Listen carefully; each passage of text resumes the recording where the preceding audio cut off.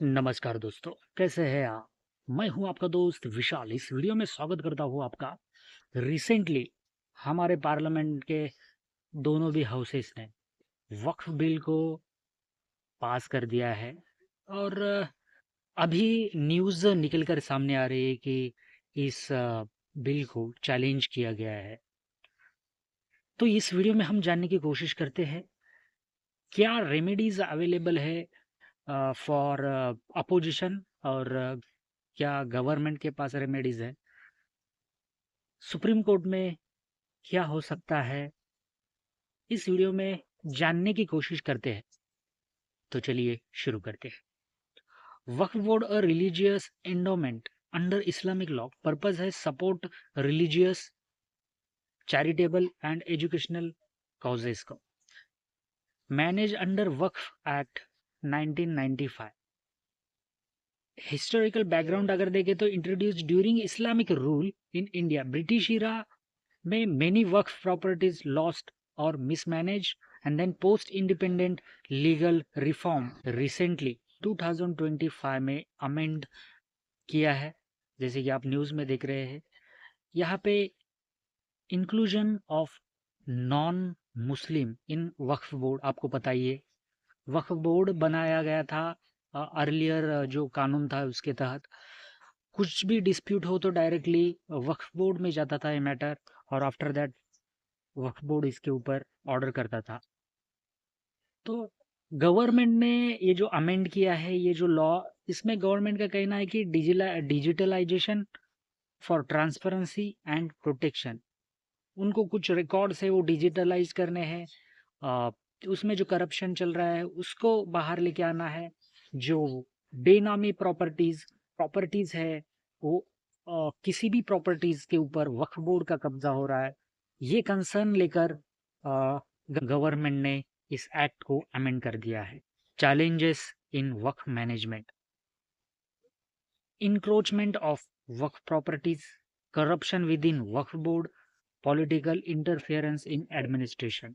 जैसे आपको पता ही है कि पॉलिटिक्स या फिर कोई भी गवर्नमेंट की रूलिंग पार्टी है जो इंटरफेयर नहीं कर सकती है किसी भी माइनॉरिटी या रिलीजियस स्ट्रक्चर या फिर religious university, college, school, temples, मस्जिद, गुरुद्वारा, इसमें इंटरफेयर नहीं कर सकती as per are fundamental rights constitution.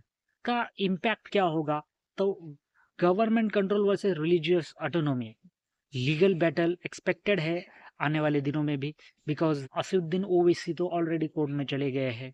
तो कोर्ट में अभी इसके ऊपर डिबेट होगी और क्या कोर्ट इस एक्ट को या बिल को स्ट्रक डाउन करेगा, ये देखने वाली बात है। तो इस वीडियो में हम जानने की कोशिश करते हैं ग्लोबली अगर अपन वक्फ का मॉडल देखें तो ग्लोबली सऊदी अरेबिया में सेंट्रलाइज्ड कंट्रोल है, यानी कि सेंटर का कंट्रोल। टर्की में मैनेज अंडर स्ट्रक्चरल लॉज, वहां पर भी लॉज है।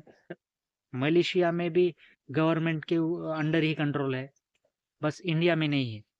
तो करंट इशू है inclusion of non-Muslim members.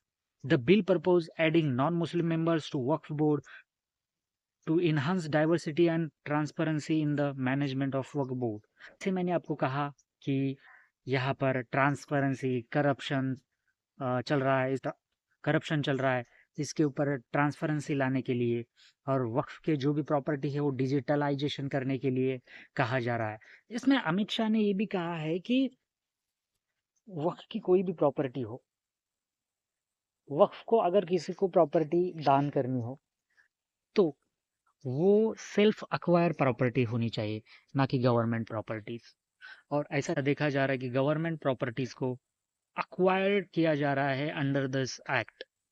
तो हमारे honourable home minister Amit Shah ने पार्लियामेंट में कहा कि self acquire property you can donate, किसी भी गवर्नमेंट प्रॉपर्टी के ऊपर under this act you can not claim. खुद खरीदी हुई जमीन या फिर आपके पेरेंट्स की जमीन, जो आप उनके मालिक है, तो यही प्रॉपर्टी आप वक्फ बोर्ड को दे सकते हैं। गवर्नमेंट प्रॉपर्टीज को आप नहीं ले सकते under Waqf. Act, government property को आप क्लेम नहीं कर सकते। तो यही कहने की कोशिश की थी होम मिनिस्टर अमित शाह ने। और बिल पास होने के तुरंत बाद ओवैसी जो मुस्लिम लीडर है, उन्होंने इस बिल को चैलेंज कर दिया है सुप्रीम कोर्ट ने। और अंडर 14, 15, 25, 26 और रिलेवेंट आर्टिकल के अंडर ये जो बिल है ये सुप्रीम कोर्ट में चैलेंज कर दिया गया है। तो हम यहाँ पे कंक्लूजन करने की कोशिश करते हैं कि क्या हो सकता है सुप्रीम कोर्ट में, क्या दलीलें हो सकती है सेंट्रल गवर्नमेंट की, और क्या दलीलें हो सकती है ओवैसी या फिर अपोजिशन पार्टीज की। तो अगर हम देखें आर्टिकल 14 राइट टू इक्वालिटीज का फंडामेंटल राइट्स देता है। इसमें ओवैसी का आर्गुमेंट ये है कि targets only Muslim Waqf properties और no similar laws for Hindu और Christian trust, arbitrary classification violates equality. तो यहाँ पर ओवैसी का ये कहना है। उसके डिफेंस में गवर्नमेंट्स क्या कह सकती है, वक्फ has a unique legal framework. Other religions have state level endowment laws. Reasonable classification for public accountability. हम आर्टिकल 15 की बात करते हैं कि नॉन डिस्क्रिमिनेटरी लॉज होने चाहिए, सबको समानता मिलनी चाहिए। ओवैसी का इसमें आर्गुमेंट हो सकता है कि discriminates based on religion, violation of article 15(1) में गवर्नमेंट का डिफेंस हो सकता है classification is not a religion based but institutional. Article 15(4) allows special provision for minorities. Purpose is secular improving administration. Article 25 freedom of religion. उसके under Owaisi का argument हो सकता है Waqf is link to the Islamic religious practice, state interference limits religious freedom, violation individual and collective faith rights. इसमें government का defence भी हो सकता है, law regulates only secular aspect, religious beliefs and ritual remain unaffected, property managed essential religious practice. Property management government कर सकती है, but government essential religious practice को टच नहीं कर सकती। बट यहाँ पर गवर्नमेंट बोल सकती है कि प्रॉपर्टी मैनेजमेंट है, सिर्फ यहाँ पर हम इसेंशियल प्रैक्टिस को टच नहीं कर रहे अंडर दिस बिल।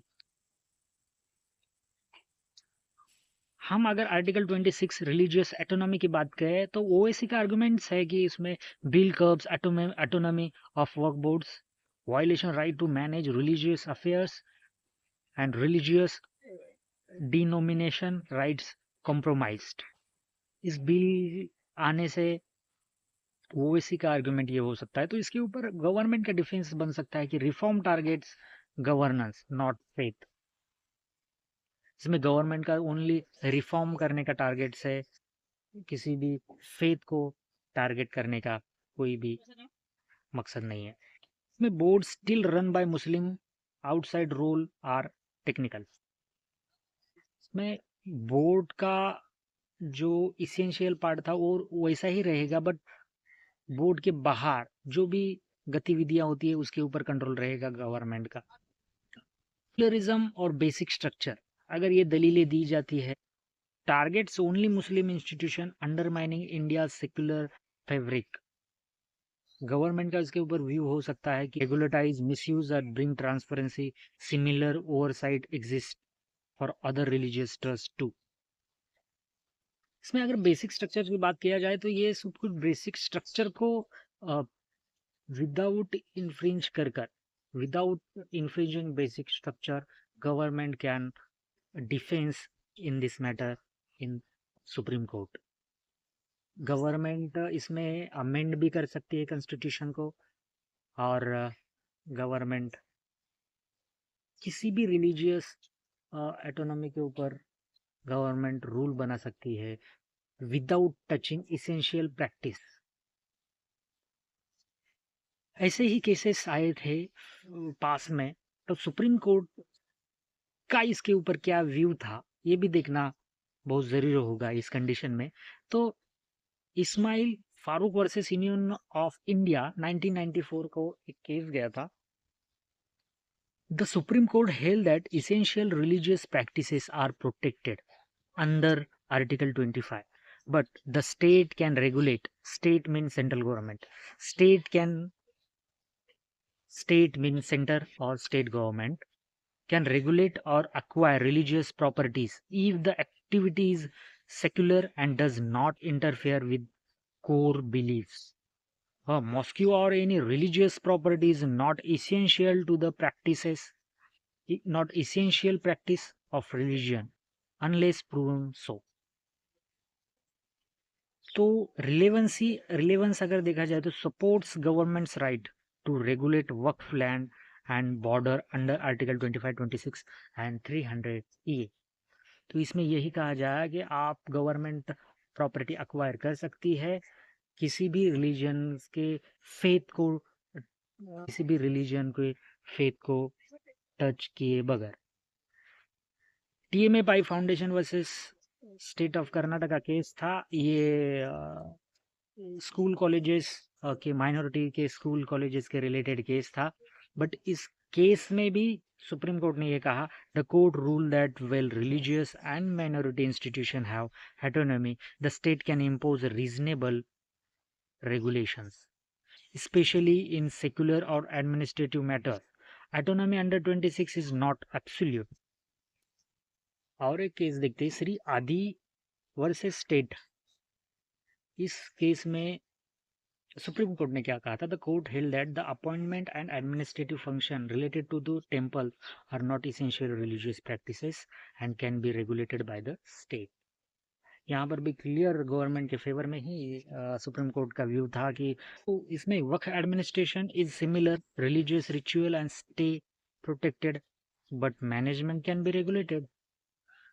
यहाँ पर भी सुप्रीम कोर्ट का व्यू था कि हाँ, इसमें आप मंदिरों के ऊपर आप कानून बना सकते हैं, उनको रेगुलराइजेशन कर सकते हैं, उनको रेगुलेट कर सकते हैं। यहाँ पर सिंपली सुप्रीम कोर्ट ने कहा कि मंदिरों के ऊपर आप रूल्स ला सकते हैं। और एक केस देखते हैं फाइनली, बहुत सारे ऐसे केसेस है बट ये फाइनल केस देखते हैं, State of West Bengal versus Subodh Gopal Bose का 1954 का एक केस था। यहाँ पर सुप्रीम कोर्ट ने कहा था कि property rights are subject to reasonable legal restriction and can be regulated by for the public interest even before article 300 ये principle lawful deprivation was accepted, violates government control of work property as long as due process is followed। यहाँ पर हमने 3-4 cases की summary देखी है। Supreme court के कहना है कि हाँ, इसेंशियल प्रैक्टिस को आप टच नहीं कर सकते, without touching in essential practice you can regularise the minorities autonomy. But अगर सुप्रीम कोर्ट इस बिल को स्टक डाउन करता है तो गवर्नमेंट इसमें रिव्यू पिटीशन के लिए जा सकता है। आर्टिकल 137 के under the government can request consideration if the Supreme Court struck down a law as unconstitutional, Parliament can pass a constitutional amendment to override the ruling। Central government इस bill को बहुत ही power के साथ introduce किया और उसमें ये अभी एप्लीकेबल करने की कोशिश करेगी। अपोजिशन कोर्ट में जाएंगे तो जो as per the earlier we discuss this case laws and articles, so government can argue on this basis और यहाँ पर सेंट्रल गवर्नमेंट अपॉइंट कर सकती है किसी भी अटॉर्नी को और यहाँ पर दलील दे सकती है। तो यही था इस वीडियो में, मिलते हैं किसी और नई अपडेट के साथ।